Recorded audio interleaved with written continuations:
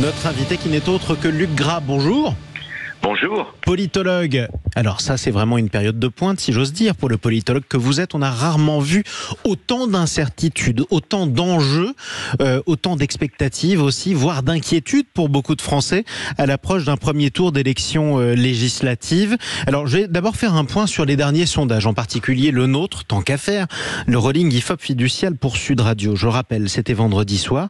Le Rassemblement national et ses alliés en hausse à 35% des voix au premier tour. Le Front populaire, le nouveau Front populaire, stable à 29% des voix et la majorité présidentielle en légère baisse à 21,5% des voix. Tout ceci nous donnerait une projection qui est très intéressante, c'est-à-dire que le Rassemblement national et ses alliés auraient une majorité toute relative à l'Assemblée nationale. Juste derrière, vous auriez le nouveau Front populaire et loin derrière la majorité présidentielle. En d'autres termes, on risque fort de se diriger vers une Assemblée absolument ingouvernable.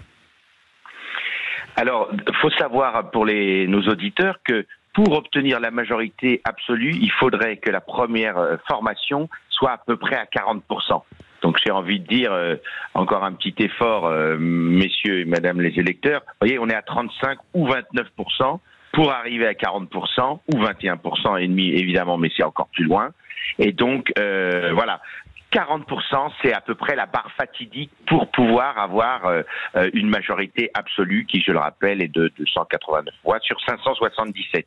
Cette dissolution d'humeur, si elle conduit à une majorité relative, ouvre à trois possibilités. Soit un gouvernement de coalition, ce qui est peu probable vu les relations qu'il y avait dans la majorité, enfin dans l'Assemblée nationale sortante. Et puis c'est pas la culture française.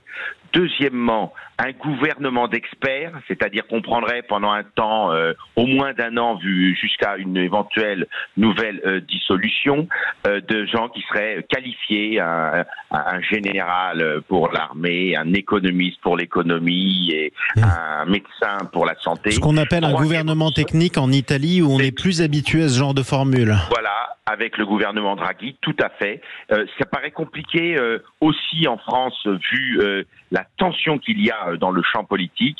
Et troisième option, alors un blocage des institutions qui oblige à sortir de la lecture stricto sensu des textes pour inventer peut-être autre chose jusqu'à, pourquoi pas, le départ du président de la République. C'est envisageable à partir du moment où il y a blocage.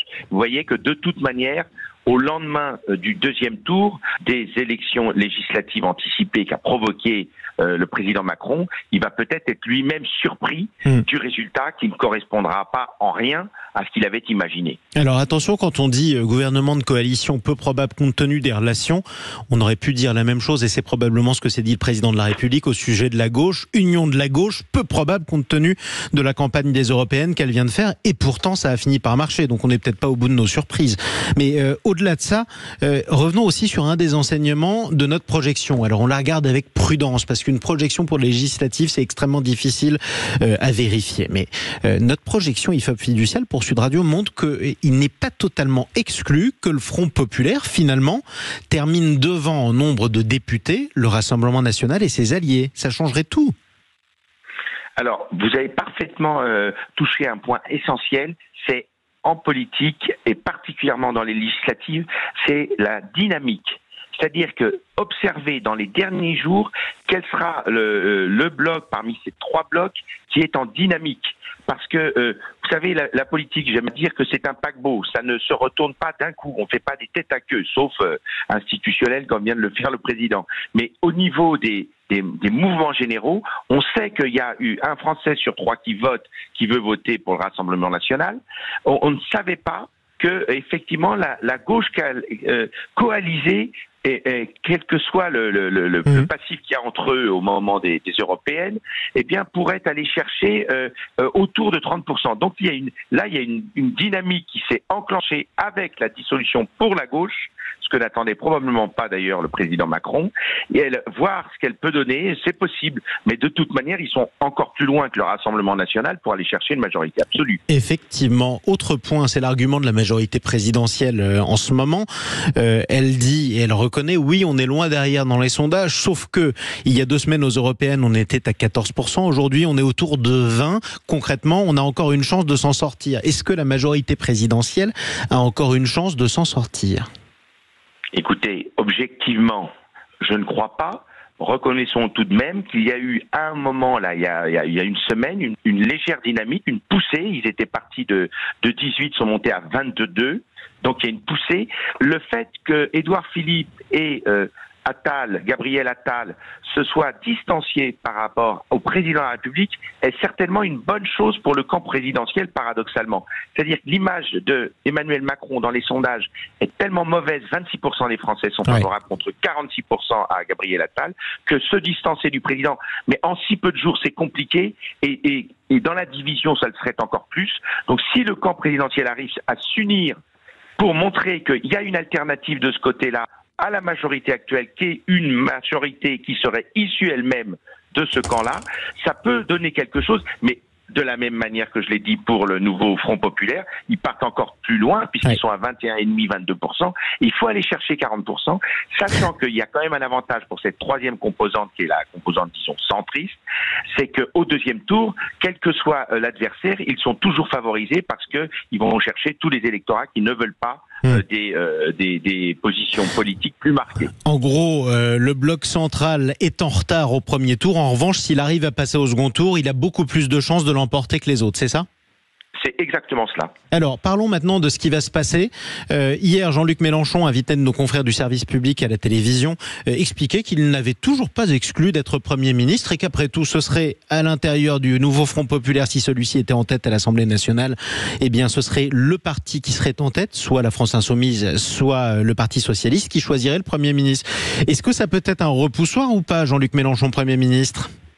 Moi, je crois que le verre est dans le fruit à partir du moment où, comme disait Martine Aubry, vous savez, quand c'est flou, c'est qu'il y a un loup. Et là, ils partent sur une alliance qui a sa propre dynamique, comme on l'a vu. Mais dedans, il y a un problème, c'est que il y a les 2/3 des militants ou des gens qui soutiennent le nouveau Front populaire qui ne veulent pas de Jean-Luc Mélenchon comme Premier ministre. Donc à partir du moment où s'il essaye de passer en force, ça va être totalement déraisonnable, dans ce sens où il faudra qu'ils aillent chercher un Premier ministre de rassemblement, d'apaisement. Or, Jean-Luc Mélenchon, quelles que soient ses qualités intellectuelles, a montré qu'il était plutôt un candidat à Matignon clivant. Oui. Parlons maintenant du parti qui est en tête. Interview très instructive et extrêmement combative de Philippe Ollivier ce matin dans la Tribune dimanche. Eurodéputé Rassemblement National, c'est aussi le beau-frère de Marine Le Pen. Je le cite, « Nous ne renonçons à rien de notre programme.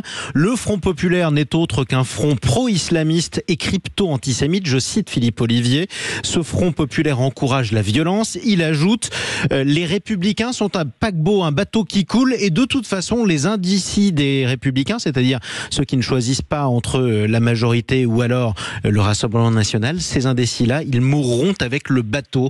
Est-ce que ce genre de déclaration peut amener à faire peur ? Alors là, vous voyez, on est complètement... Alors, quand Emmanuel Macron a dissous, la seule excuse qu'on peut lui trouver de cette dissolution d'humeur, c'est d'essayer de piéger avant 2027 le Rassemblement national. Oui. Et là, il tombe complètement dans le piège, monsieur Ollivier. Il est dans la caricature. Tout le monde sait, de la même manière que tout le monde sait qu'il n'y a pas que des racistes, des fascistes, des gens comme ça au Rassemblement national. Tout le monde sait que c'est la même chose pour l'autre côté. Donc la caricature, comme j'ai déjà eu l'occasion de le dire, ne nourrit pas le débat démocratique. Enfin, j'aime qu'ils reprennent l'image du paquebot, car elle me semble très, très exacte. Mais c'est assez amusant que LR, on dit moribond depuis des années et des années, reste toujours le sujet de préoccupation numéro 1, ne serait-ce de la Macronie, également, comme on le voit à l'instant, du Rassemblement national. Donc tant qu'on dit que vous êtes moribond, c'est que vous n'êtes pas mort. Oui, j'ai une autre citation de Philippe Ollivier à vous soumettre, Luc Gras.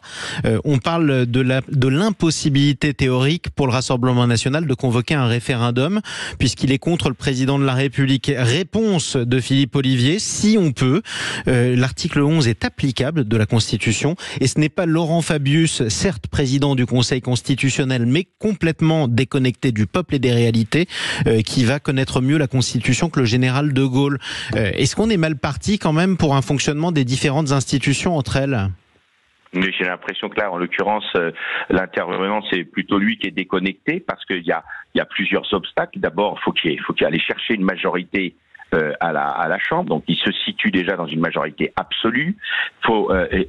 Et ensuite, c'est pas évidemment un candidat aux élections législatives d'anticiper l'interprétation par rapport au sujet qui sera donné, de voir si ou pas on peut appliquer l'article 11. Tout dépendra aussi du contexte.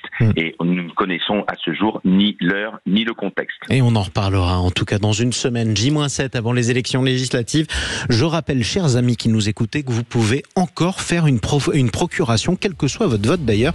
C'est sur maprocuration.gouv.fr. N'hésitez pas, ça marche très bien. Plus d'1 million de procurations ont déjà été enregistrées, c'est un record. Merci beaucoup Luc Gras, politologue. À très bientôt sur Sud Radio.